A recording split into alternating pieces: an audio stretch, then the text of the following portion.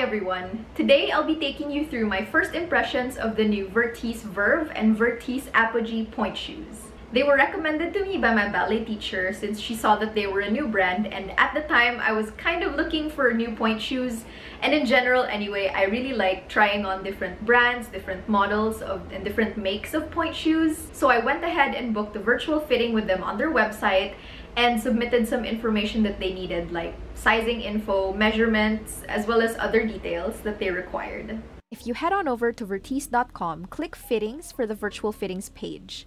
The first step would be to take tracings and diagrams of your left and your right foot, and there are instructions here on how to do that. So I just follow along with this, and when I'm done, my tracings should look something like this. Don't forget to label it left and right foot accordingly, and to take scans of these diagrams as you will need to upload them later. Step 2 would be to fill out the information sheet, so your name, email, mobile number, as well as your street shoe size, which I've indicated in US sizes. After that, they will need to know what pointe shoes you're currently in, and at the time I was wearing Gainer Mindens, Russian Pointes, and blocks, so I just tended to switch between those three pairs. Be as specific as you can for the sizes of your current pointe shoes. So for the Gainers, I put in the specific size code here. For the Russian Pointes, I put in the model and their own size code, so 37 with 3 Vamp 2 flexible medium shank. And for block, I put the model and the size as well.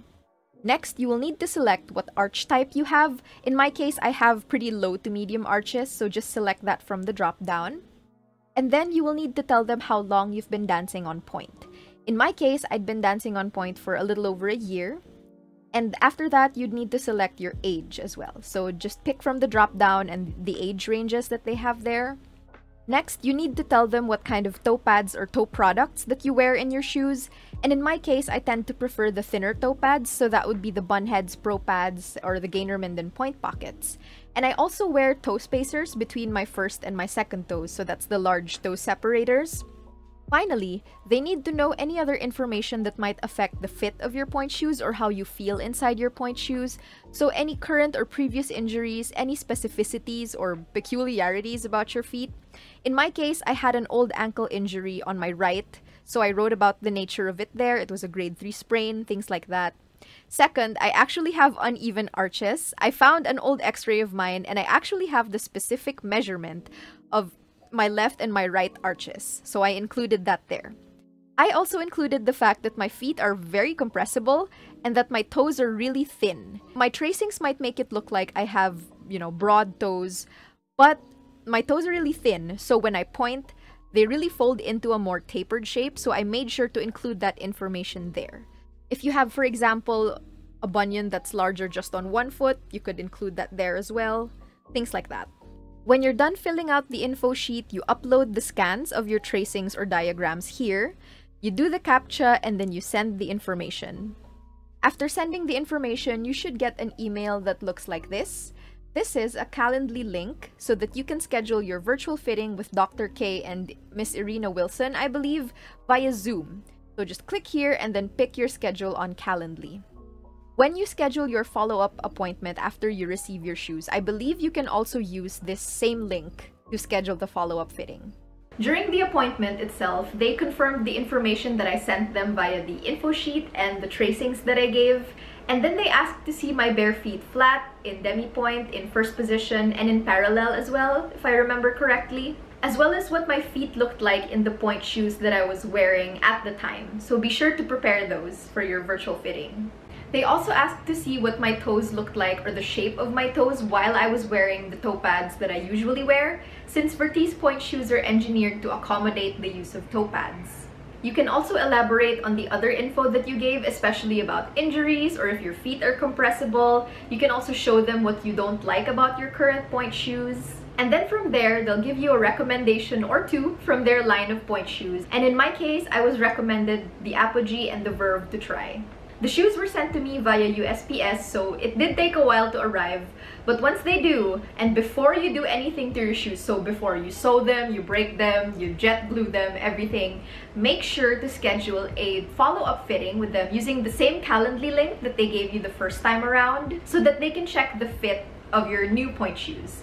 And in case they don't fit well, you can hopefully still return them. If you also want to try your shoes before your follow-up fitting, make sure to try them on like a carpeted surface or a clean towel, just to make sure that they don't get any dirt on them in case you do have to return them.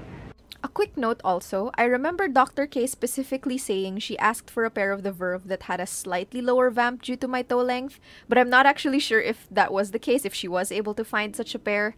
So I'll be reviewing the specific pair of the Verve that I got. I'm planning to order another pair in the future to see if there are any differences, and I'll make a video just in case I see any. The shoes come in this net bag, which is really useful to keep them in after class so they can still air out. I love that the bag's color matches the shoes, since it all looks really sleek and clean. I really appreciate this kind of packaging as well, since it's something that we can still use after. Most of the other point shoe brands I've tried have either plastic packaging or boxes and papers, and if we're not careful or aren't able to recycle them well, they'll end up as waste anyway. So I really love this kind of minimal as possible waste. The tags would be the only thing you'd need to toss, but in my case, I kept them anyway as reference and labels for the pouches as well. Also, this isn't really a big deal, but I noticed that the drawstring they use in the bags seems to be very similar or is the actual cotton drawstrings that they use in the shoes. That's really clever, I find. Both of these shoes are a medium shank and are pre-arched. My first general impression, as well as my teachers when I first took class with the shoes, echoes another review I've seen by the Dancing Mom here on YouTube. Visually, Virtisse Pointe shoes are kind of like a mix between Grishko and Russian Point. My teacher commented that to her, the box's shape reminds her of Grishko shoes, and the shank kinda looks like Russian Point, and I'd have to agree. Although Virtisse boxes are definitely not rock hard like Grishko boxes, for me it's just the shape that's similar, and not really like the composition or the hardness. I also agree on the shank. It's actually stitched all around, as you'll see later. So if you have to 3/4 your shank or remove it for some reason and cut it, you'd have to pick at the stitching of the leather outsole first, and then you'd have to sew it back so that the shank doesn't like stick out. Internally though, like the way the shoes hold my feet, how my feet feel inside the shoes, how I roll through the shank, etc., they feel quite different and are nothing like any other brand I've tried in the past. The inner linings of the shoes are also quite nice. To me, the inner canvas isn't as rough and scratchy as other brands that I've tried before, and the inner sole is really plush and velvety, which I appreciate. Here we have a side-by-side comparison of the Apogee and the Verve. Apogee on the left and the Verve on the right. Their vamp heights are quite similar. I'd say these are about a medium vamp. Sometimes I can't tell which of them has the higher vamp, and if there are any differences, they're pretty minimal from what I can tell. Their box shapes are also similar, but one difference that I did notice, and I feel it especially when I wear the shoes, the tip of the Verve, that area where the tips of your toes are especially, is a little bit more tapered compared to the Apogee. And here we can see the profile of each shoe. Apogee on the left, Verve on the right. Again, I'd say they're about a medium profile, and just like their vamps, their profiles are also pretty similar. But it looks like the Verve's is a tiny bit higher or a little more bulbous compared to the Apogee. From this angle as well, we can see that the Apogee's platform is mostly flat, but the Verve's looks a little more rounded, especially where the vamp meets the platform. When I wear the shoe, I can feel this, because I can push over a little more because of that small roundedness at the front.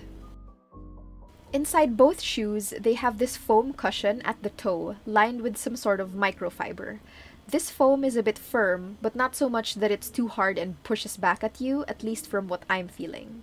This cushion is glued to the tip, and from the inside you can also see how their platforms are shaped. So the Verve is a bit more elongated, while the Apogee has a bit more roundedness at the top.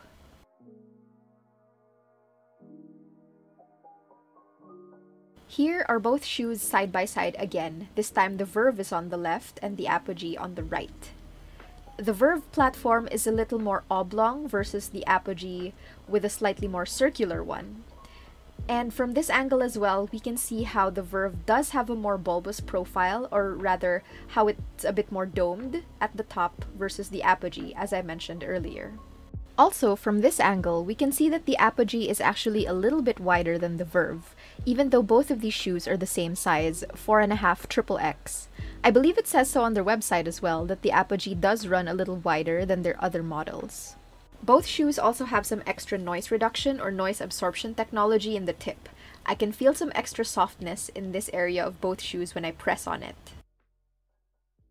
Other differences that I noted between the models are in the drawstring, heel counter, and the wings. As you can see here, the Verve has an elastic drawstring, and as described on their website, a stretch satin on the heel.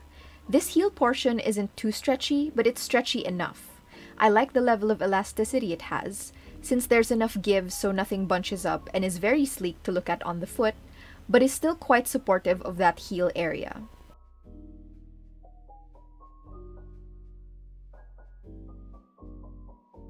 The Apogee, on the other hand, has a cotton drawstring and just your regular, non-stretchy satin at the heel.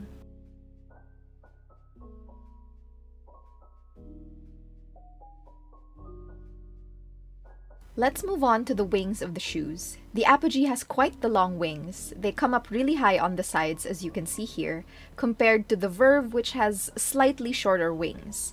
To me, the Verve's wings are still somewhat long compared to some other brands or models that I've tried before, but in the end, I feel more supported with the Apogee's longer wings. Here we have the Apogee on the left and the Verve on the right.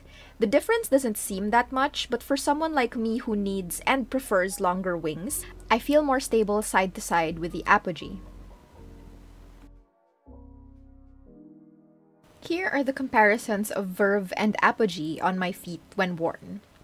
Another note, I'm not sure if this is entirely correct, so don't quote me on this, but I feel that the Verve has slightly softer or more elastic glue versus the Apogee. Again, disclaimer, I'm not sure if that's actually the case, but just what I'm feeling when I wear the shoes. Overall though, I really like both of these shoes so far. Right now, I can't really pick a definitive favorite between them, since I've prepared and worn only the Verve and have yet to try the Apogee in class. Also, each pair has features I like that the other doesn't have. I like the slightly more tapered tip of the Verve, since I feel more held in the tips of my toes that way. I also love its stretchable heel, as it really hugs my foot in that part, and aesthetics-wise, it looks really sleek too. But I prefer the Apogee's longer wings and cotton drawstring, and if my note on the glue is correct, I feel more supported overall, especially in the shank and the wings, with the Apogee's less elastic glue. My teacher has also pointed this out as well when I showed her. I push over the box less and look more pulled up in the Apogee. This is more of a first impressions video, but I'll probably do an updated review after a few months or once the shoes die on me. Then I'll be able to comment on how long they lasted and other notes on how they feel on my feet when actually dancing in class.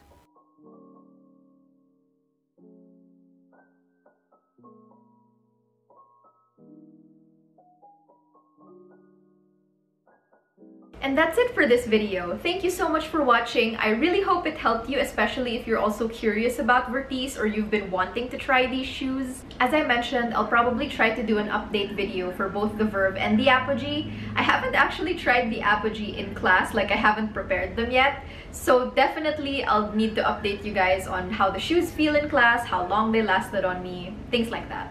If you have any other questions about the shoes that I might not have covered here, feel free to leave them down below in the comments. I hope you enjoyed this video and I'll see you in the next one. Bye!